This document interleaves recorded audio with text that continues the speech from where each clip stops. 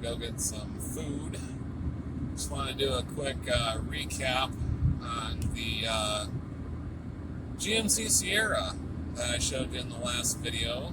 Unfortunately, it has become more of a problem than I anticipated to try to drive it. Went to the salvage yard today to find some parts for it and didn't find anything. So I was on Facebook Marketplace and found a guy that had some parts and got a rear bumper for the truck from him, along with a hitch, because the two I went to get earlier this week unfortunately were rusted out, being a Michigan vehicle. So this gentleman had some only about 10 minutes from home. I'm going through a construction zone, so that's what that noise was. And found out he had another bed for the truck for a really good deal. It's a little banged up, but at least it has the ability to rumble strips, to put a tailgate on it and use it as an actual truck. So gonna go pick that up hopefully the next couple days. Just actually drive the truck out there with the bed off. We actually had to cut the bed off the truck today with a Sawzall and extract a couple broken off bolts in there. Like I showed you in the last video, there was the rusted driver's side shackle, but unfortunately the shackle mount itself was also rusty. So I'm going to have to contact my part-time job tomorrow to see if I can get a shackle mount so that I can put this truck back together and go pick up that bed.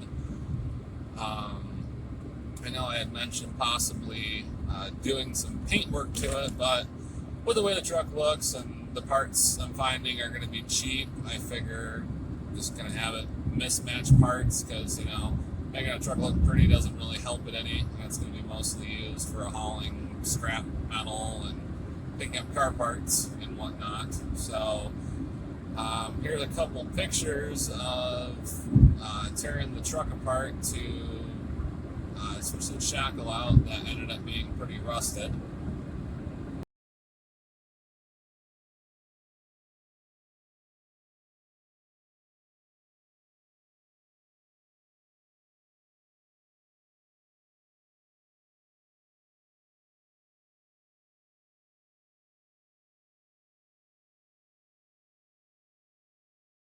As you can see, the truck doesn't look the best, but hey, it was really cheap. It was originally destined for the scrap yard, and I tried to save it and fix it up. There are some rust holes in a couple of the cross members, but we'll just pretend we didn't see that. I'll haul a trailer with it once in a while, but I'm not going to go very crazy with heavy loads. I have a car trailer, dual axle, probably weighs about 1,500 pounds. I might haul the smart cars on it, or with the truck, or maybe a tercel here and there with the bearded wrencher, since he keeps finding tercels or cars to rescue. But it should be a good little work truck for now. I do have an issue with coolant disappearing. Fortunately, it's not actually going in the engine, so that's a plus. I'm going to check into the radiator and everything later. I'll probably just carry some extra coolant with me for right now. I did drive the truck about 22 miles home when I purchased it, and the coolant gauge never actually got above 210 degrees, so that was a real plus there. So shouldn't have to worry about a blown head gasket or anything. The water pump looks fairly new. Unfortunately, I park on a dirt driveway, so I can't really tell where the coolant is going. I'm going to be taking it to my full-time job here, hopefully on Thursday or Friday this week, and going to be replacing the windshield and the back glass in the truck. It's got a stationary back glass right now, so I figured that I could always put a slider in it for some ventilation, since I deleted the air conditioning to get a little bit more power and a little bit better fuel mileage. Sorry, I'm trying to merge into traffic here. And figured that'd be a good idea for a little bit of ventilation. We have about 30 to 50 OEM Chevy sliders for the 99 to 06 body style that were overstocked from the factory. So my boss will cut me a good deal on one of those. I'll put that in the truck and have some ventilation. I did pick up another free hotshot sleeper this past week. It was on Craigslist, and I picked it up for free. Unfortunately, it just doesn't look right on the truck. I know I had mentioned putting the blue one on there, but in the last video I showed you that, wasn't really feeling it, and not really feeling this other one. Not sure why. They look good in other body styles.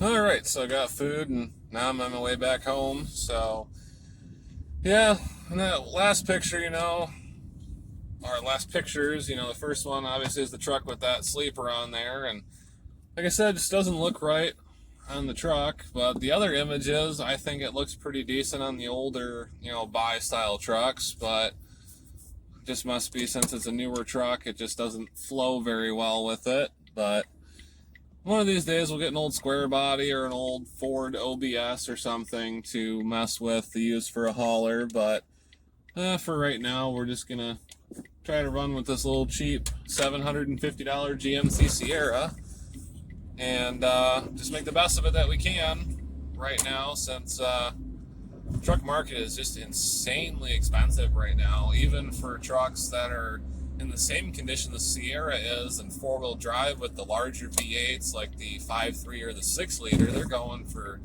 $4,000 or $5,000, and I figure, yeah, I gotta put a lot of work into this little Sierra, but it'll still pull a trailer. It's a half-ton, it's a V8, should do pretty decent. I had a V8 in my other truck, and I lifted it, kind of ruined the towing ability with it, but this one shouldn't be too bad if we keep the loads under 5,000 pounds. And we're not going to be running very far with it, maybe an hour and a half away from home with it. I do plan on putting like a regular topper on it, most likely an aluminum topper just to save weight, preferably like a contractor style topper like my father-in-law has on his 04, just because we can put tools and straps and everything in there on the edges, and make it really easy to access things when we're hauling cars or bringing things back with us.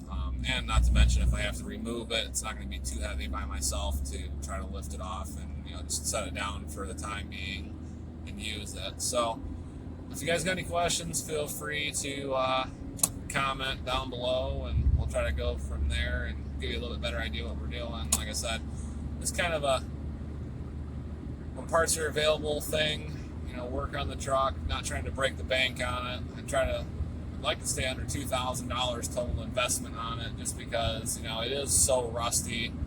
And I really just decided I'm not really going to paint it as much as I want to. All one color. I live on dirt roads. Rust is just going to keep coming through. I might mend the rocker panels a little bit and the cab corners. But as long as the heat works and it runs and dries and gets me back and forth to work when I decide to take it to work, or haul scrap into the scrap yard or rescue a car, that's all it really needs to do. It's not going to be a daily driver by any means. I still got the cozy coupe for that, and come winter when it gets really bad, I'll probably be driving the Escape, just to make sure that I make it to work in one piece. And the Escapes are actually a pretty good little vehicle, so I might do a video doing the brakes on our 01 Escape. My wife, and lovingly named Memphis Belle, she had another Escape. It was a blue one that she had when we started dating before we got married. I hated that car, but it was great in the snow, and unfortunately it met its demise back in 2018 when I hit a 10-point buck with it the day after she hit a spike, and actually an hour after I fixed it. So we have the other old Escape named Memphis, and got to do some brakes on that one, but should be a good car for winter. And it's a beater with a heater, and we bought the car for only $1,600 about 3 years ago now, and only had to do, I think, a carrier bearing in it because that went bad, and a water pump, it was the original water pump actually still in the car, and it had a brand new radiator in it when we bought it. So really can't complain about it too much. It's been a good little car. It sits around most of the time during the summer. We actually pulled the 3/4 ton out back behind the house with it, since it was just sitting there, and didn't even know it was behind it. You know, obviously we're rolling a car doing that, but I really can't complain. It's been a good little car. It's got some rust starting to show, showing its age, but if we get another year or two of use out of it, I'll be quite happy with it. So you guys all take it easy, and we'll be posting soon with some progress on the 2011 Missouri smart car that was originally used for parts that we're rebuilding. I am going to do a little walk around video on that car and kind of go through the inside and see what kind of goodies we got. So you guys take it easy, and we'll see you soon.